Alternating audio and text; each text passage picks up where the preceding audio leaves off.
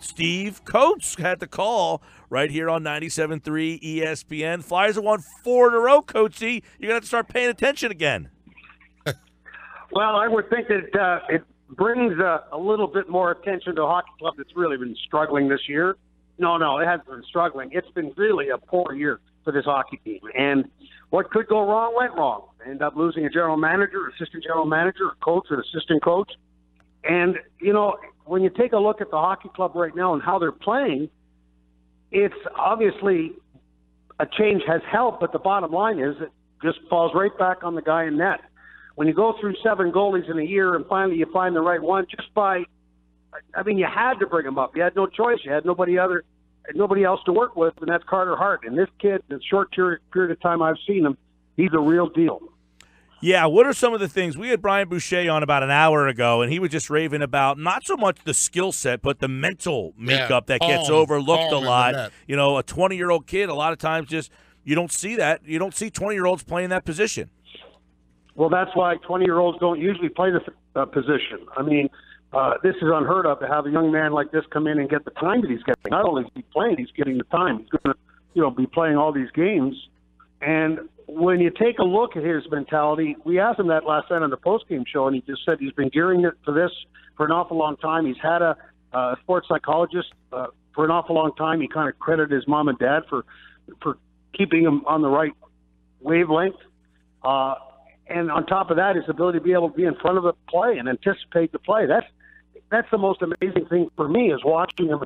He doesn't have to do anything acrobatic because he's already ahead of the play. He's already understanding what's happening around him. So he's got a great sense for the game. Obviously a very astute hockey mind, which makes for a better goalie. Steve Coates with us, Flyers radio analyst. Coates, have you noticed a difference from the players in front of him, too, that sort of safety factor in the sense that they know that maybe if they do make a mistake that they've got Carter Hart back there to erase that mistake? Well, that's very well put about erasing that mistake, because that was just kind of like the status quo, what was going on from October through November and December, where they would go down not 1 goal but 2 goals and have to fight back and chase the game. And it was because of the goalies. The goalies didn't come up with a big save at the most opportune time and during the rhythm of the game. And the rhythm of the game, when you go down 2-0 in the beginning, you're just fighting. You're fighting uphill the whole time. And that's why it just got continually worse and worse and worse. And, you can't control injuries. And then to try to fill the gap with other goalies and to reach a tying NHL record of 7 goalies, it's just unheard of. But to think about the guys sitting on the bench and continually watching them go down 2-0, it's deflating. And that continues into the way they play, and then they really get down on each other. And the next thing you know, you're in the soup that you have had happen this year with this hockey team. Now, Coach, before we leave the goaltender position, it looks like it's going to be Stolarz tonight. Unlike previous regimes where you never were sure who the goalie's going to be, it looks like Scott Gordon is keeping to the traditional. We'll start Carter Hart last night. We'll start Stolarz tonight in the back-to-back. What does Anthony Stolarz bring to the table? Well, Anthony Stolarz is a big man, and I thought he played really well. Considering all the circumstances that were surrounding when you're in, you're not, maybe you're going to be here, maybe you're not even going to be with the hockey team. Prior to them going on that West Coast trip for a team bonding before the season began, he didn't know until 3 hours before the flight that he was on the team. So, it's been a tough year for him because of all the different problems with the goaltenders. I think that when he was called upon, he did a good job. He had a couple of tough outings, but that's what happens when you got a young player. But analytics, Peter, Michael, they rule the roost when it comes to back-to-backs like this, where they say that you play the number one on the first night and you play the backup the second night. Coachy, last night the Flyers saw a fourth-line goal. I want your opinion on their depth moving forward. They acquired JVR. He goes down right away. You have Hart now in net. It seems like the team's playing tough in front of him with that fourth-line goal last night against a first-place team. Moving forward now, the second half of the season, what's your thoughts on lines 1 through 4? Well, I think that you're only as good as you have in the middle. And with Giroux moving back in the middle, Couturier at number 2, and Patrick starting to play good at 3, then you're solid as far as your forwards is concerned in the middle, in the center position. Having Van Riemsdyk come up bigger now is huge, because he's the guy that left winger, that big left winger that this hockey team's been looking for a while. Then you look at Lindblom. You've noticed Lindblom of late. He looks like a different character.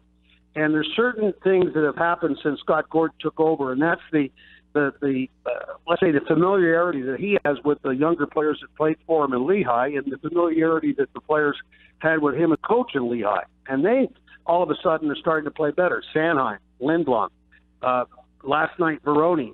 Veroni's an interesting character. I mentioned this last night on the air, where he's the fourth line centerman, and he scored a goal last night, and he was the most valuable player in the American Hockey League. And I'm trying to figure out if he's just one of these players that's going to be at his peak at fourth line, or he's got an upside that we haven't seen yet just because of the way the hockey club was playing when he got called up. Or is he just going to be a journeyman, real good player at the American Hockey League level? So that's something that we can keep an eye on. And when you look at the other players, you're going to get the same from Konechny. You're going to get the same from Simmons. All these different players are starting to bring it. And more importantly, they're bringing it, and Voracek and Drew really haven't done that much.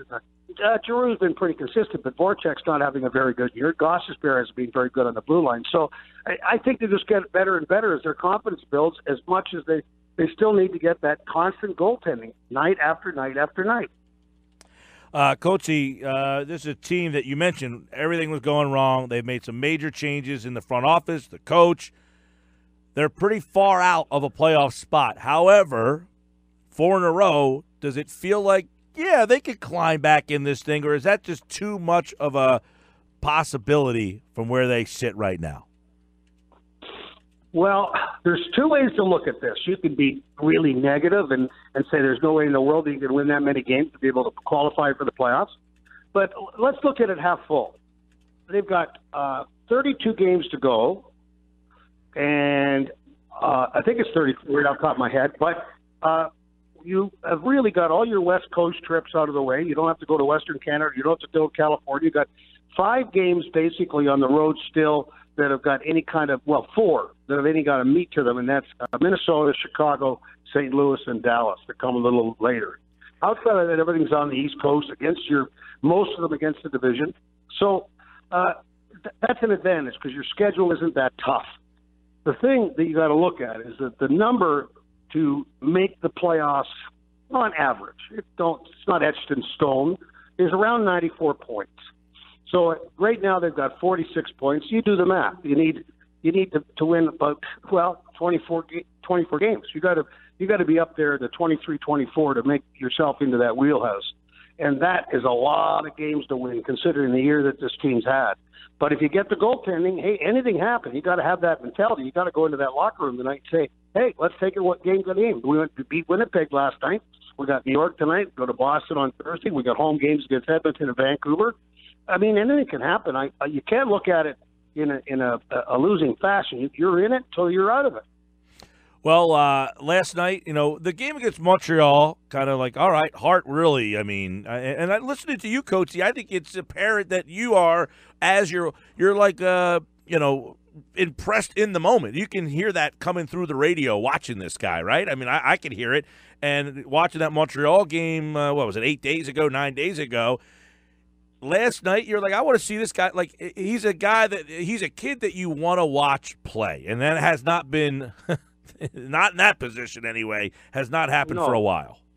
No, this is somebody special.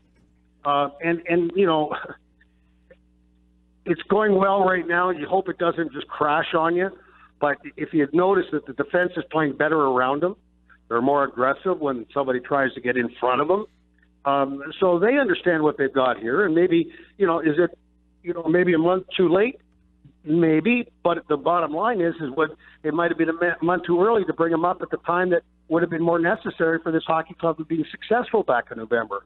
So the timing wasn't on the Flyers' side when it comes to the initiation of Carter Hart into the National Hockey League, but it's paying off now, and anything can happen. But this guy, he has got it going. I'll say that much.